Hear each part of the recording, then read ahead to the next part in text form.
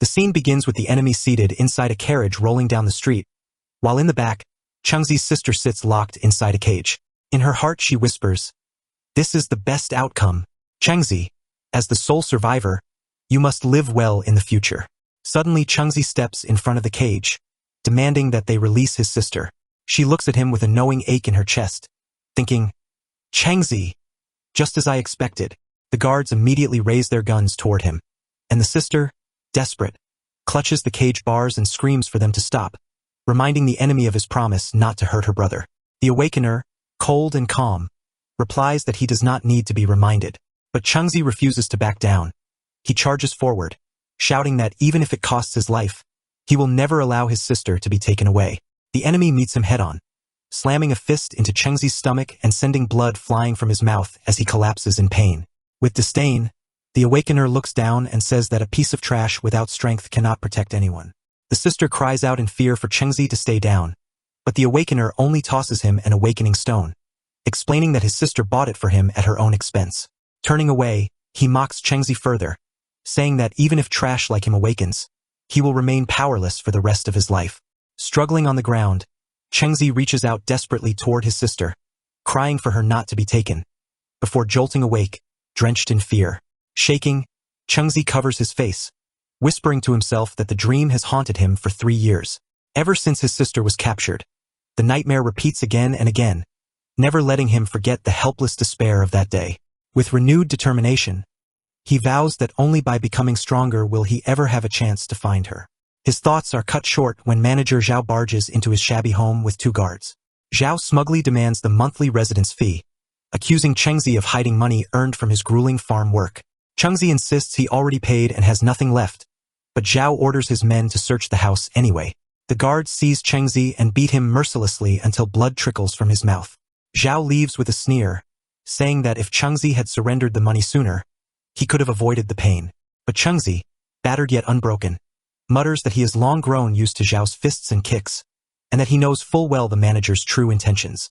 Forcing himself upright, Chengzi coughs violently until he spits out the awakening stone he has hidden for 3 years. Clutching it tightly, he reflects on how he has searched endlessly for clues about his sister, but found nothing. The only thread left is the man who took her, and only by finding him can Chengzi ever find her again. He recalls the lore of awakening stones, mystical relics that, once someone turns 16, can activate their innate seal. These seals are divided into 3 ranks: bronze, gold, and diamond, each granting different abilities, from the weak to the overwhelming. Such stones are rare and precious, but his sister sacrificed everything to leave one for him. Today, on his 16th birthday, Chengzi resolves to use it. If awakening his seal increases his chances of finding her, then he will seize that chance no matter the cost. As his determination peaks, golden light bursts from his body. A book materializes before him, glowing with ethereal radiance. Its title appears, The Book of Endless Evolution, Unique Diamond Seal. The effects resound in his mind. Every time the holder rises in level, a new seal is unlocked. All seals gained will be 50% stronger. Shock floods Chengzi's heart. A one-of-a-kind diamond seal, it belongs to him alone. He recalls that in their small settlement number 226, only manager Zhao and his lackeys are awakened, with Zhao Jijia at level 8 possessing a single seal. But according to the book's description, if Chengzi reaches level 8, he will command 8 seals. The potential is limitless. And yet, one problem remains: he has no idea how to level up. Resolute, he decides to seek out his friend Lu Zai, who awakened half a year ago and might be able to guide him. The story shifts to the settlement's farmland, where Chengzi labors under the scorching sun. He narrates in his mind that all food for the settlement comes from this land, though much of it is seized by the manager, leaving only scraps for ordinary people. No matter how plentiful the harvest, Zhao's tribute never decreases, and when yields falter, starvation follows. A guard shouts at the workers to move faster or risk going hungry. Chengzi clenches his fists, bitterness churning inside. Just then, Lu Zai bumps his shoulder playfully, teasing him for daydreaming and joking about his so-called red wine. Chengzi introduces him in thought as his best friend, someone who, by settlement standards, lives a fortunate life. But despite the smile on his face, Chengzi wonders quietly about the strange liquid Lu insists on calling red wine. Chengzi leaned forward, his eyes narrowing. "Zai, you awakened your seal, right?" Zai clicked his tongue, a faint smirk tugging at his lips. "TSK, I hid it so well, but you still managed to figure me out. As expected, once a person gains power, it can never truly be hidden. Chengzi pressed further. After awakening your seal, how do you level up? Zai swirled the red wine in his glass, his expression calm. You're my friend, so it's okay to tell you. After awakening, you must enter a dimensional dungeon to kill monsters and gain experience. But his tone darkened. Those dungeons drain our very young energy, and powerful monsters roam within. Worse still, they're controlled by various strong forces. To even step inside, you must pay hundreds just for the admission fee. He took another sip of wine, his face flushed. Then he looked up, his eyes shadowed with frustration. Not only that, 70% of the loot obtained inside must be handed over to those guarding the entrance. The world has become so dire. My heart aches at the thought. Chengzi's brow furrowed. The dimensional dungeon drains our yang energy, and monsters stalk its depths. It sounds like the inside is even more dangerous than life outside. Yes, Zai replied grimly. It's a life or death ordeal. Out of 10 who enter, 9 never return. And those who survive are not far from death themselves. Suddenly, Manager Zhao strode up with his guards at his side, his grin steeped in arrogance. Hey Lu Zai, I have good news for you. Zai forced a fake smile. Brother Zhao, what is it? Chengzi's gaze sharpened, thoughts racing. Zhao Jijie, the top lackey of the settlement manager. He would never approach Zai with anything good in mind. Manager Zhao's lips curled into a wicked grin. You awakened, didn't you?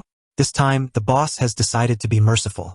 He'll allow you to enter the dimensional dungeon of our settlement. No admission fee. His eyes glinted with malice. But all the supplies you gather will belong to the settlement. Belong to the settlement? Zai repeated coldly. Chengzi stepped forward, eyes blazing. It won't belong to the settlement at all. It'll be divided between you parasites. So what? Zhao snapped. Our boss is the core of this settlement. Got it? Ha, you're clenching your fists? Don't tell me you haven't awakened yet, and you still dare think of fighting me? He mocked Chengzi with a sneer. Zai quickly placed an arm around his friend's shoulders. Chengzi, don't be impulsive. It's just a trip to search for supplies. I'm strong. I'll come back alive. Believe me. He forced a smile, trying to ease the tension. He turned to the guards. Chengzi acted rashly. Don't mind him, brothers. Let's go. Of course I'll go. I'll search for supplies. Chengzi stood frozen, hand half raised, expression blank. Zai stepped up to Manager Zhao. As Chengzi silently watched, his thoughts churned. I know nothing about the dungeon, and it's dangerous to reveal my seal here. But Zai is my best friend. I can't afford 100 notes for other dungeons. I might as well go with him and try my luck. Aloud, Chengzi declared. Since you want him to go in and die, count me in too. Both Zai and Manager Zhao froze in shock. Zhao broke into a cold sweat. Are you even qualified? He scoffed. Only the awakened can enter. Chengzi clenched his fist. I'm also awakened. The scene shifted. A glowing portal stood ahead, heavily guarded. Manager Zhao strode confidently, dragging Chengzi and Zai along. One of the guards sneered. Brother Zhao, these 2 mules are too skinny. I doubt they can haul any goods. You'll have to break them in first. Haha. Chengzi lowered his head and muttered. Zai, if I come back alive, I'll punch him 100 times. Zai ran his hand through his hair, smirking faintly. That's a good suggestion. I'll take 100. What are you two whispering about? Move. Manager Zhao barked. As they entered the portal, Zai whispered, Chengzi, you have my gratitude. It wasn't in vain that I made you my brother. Shut up, Chengzi muttered. Behind them, Manager Zhao exhaled smoke, his eyes glowing faintly. Damn it, this guy is good at hiding. That's the awakening stone left behind by the agency when his sister was taken away. I searched his house for 3 years and never found it. One guard spoke nervously. Brother Zhao, Chengzi has awakened. We've been so cruel to him. Will he take revenge? Another added, yes. Every time he worked hard to earn money, we took away 70–80%. He must be furious. Zhao smirked, eyes gleaming with malice.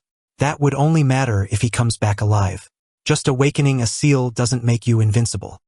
His smile widened as one of his eyes shone gold.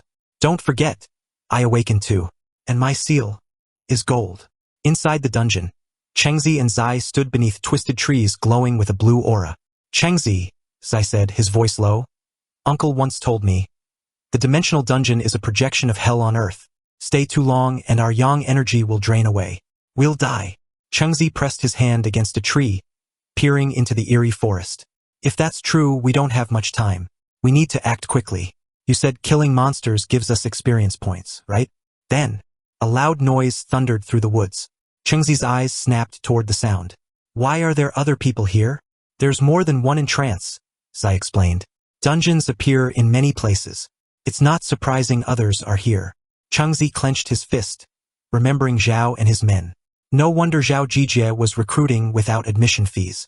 The supplies aren't exclusive. We'll have to compete with others. Zai studied him carefully. Thinking about it, Chengzi, why did you want to come here? Are you planning to die?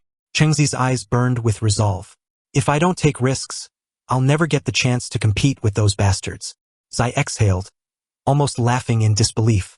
You want to go toe-to-toe with high-level fighters? A sudden flashback grips Chengzi. His voice seethes with venom. My hatred for them has never ceased, not even for a second. Visions flicker. The elderly lie sick and broken. Others cry out in pain, helpless. Chengzi's words strike with the weight of truth. Every ordinary person in the settlement would want to kill them, if only they had the chance. Zai's lips curl into a knowing smile.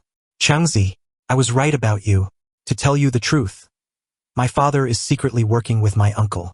He has awakened, and together they're gathering troops, preparing to finish those bastards once and for all. Chengzi stiffens, eyes widening. Uncle? Lu Zai's tone hardens, cutting deeper. Do you remember? My grandmother passed away 2 years ago, beaten mercilessly with a whip despite her old age. She wailed and suffered for half a month before she finally died. The whole family watched it happen. That was the moment my father and several uncles began planning. He grips Chengzi's hand firmly, his expression fierce yet warm. I, Lu Zai, declare you, Zhao Cheng, not just my friend, but my comrade. Chengzi exhales slowly, voice low but resolute. I too have a selfish motive. Sooner or later, I will leave this place to find my sister. Zai follows behind him, a smirk tugging at his lips. Who doesn't have selfish motives? I have them as well. Once we overthrow them, Xiaoyu and I will fall in love openly and marry. Chengzi allows a faint smile to surface. That depends on whether we can get out of here alive. The two crouch low, slipping behind a bush. Ahead, a massive wolf gnaws viciously at something unidentifiable. Chengzi narrows his eyes. Its body, larger than the mutant wolf outside the dungeon, and still rotting. He notices a crimson glow beneath its chest. That core, it must be the weak spot. The aura feels nearly identical to my awakening stone. Could it be that this wolf also has an ability? Zai glances at Chengzi with admiration, a smirk tugging at his lips. He's calm even against this monster. When I first faced one, I panicked. Truly, he's an admirable man.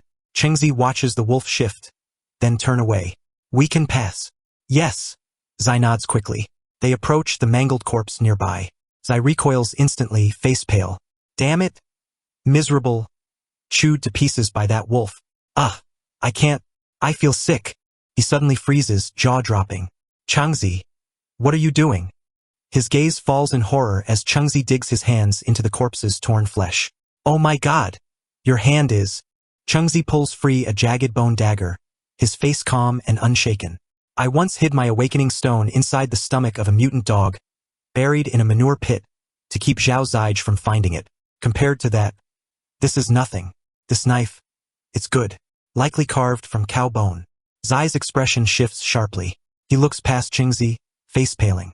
Chengzi, that thing is back. The monstrous wolf reemerges, blood-red eyes blazing. Chengzi grips the dagger tight. Wolves are cunning by nature. It only pretended to leave, trying to lure us out. But I came here on purpose to claim this weapon. Chengzi, can you hold it back? Zai asks, voice tense. Chengzi lowers into a battle stance, gaze sharp as steel. Don't worry, leave it to me. Just do your thing. With that, he charges forward at lightning speed. Zai awakened his seal 6 months before me. He has experience fighting monsters like this. But my sister's words echo in my mind, strike first. Chengzi slashes and dodges, pressing closer to the wolf's glowing core. The beast snarls, activating its seal. Wolf's bloodthirst, bronze seal effect. Speed plus 15%. The wolf lunges, body suddenly faster, fangs tearing into Chengzi's arm. Damn it. Its speed increased. It really does have an ability. Zai reacts in an instant. He whips a stone into his slingshot and fires. The rock whistles through the air, piercing the wolf's eye. The beast staggers, howling in rage. Changzi, hurry! Zai shouts, face deadly serious. Changzi's eyes burn with a deathly glare. I've got it! With a roar, he raises the bone dagger high and drives it straight into the wolf's glowing core. Ah, come on! The wolf screams in agony, the red aura flickering and fading. This massive frame collapses, crashing down on top of Changzi. Damn it! He growls, pinned. Changzi, are you okay? Zai rushes forward. With a grunt, Changzi shoves the heavy corpse off himself. His voice remains steady, almost mocking death itself. Don't worry, I won't die so easily. Above him, glowing seals shimmer into view. Congratulations, you have reached level 2. The Book of Endless Evolution activates. New seals available. Solo development, gold seal. Paper soldier, bronze seal. Wolf skin, gold seal.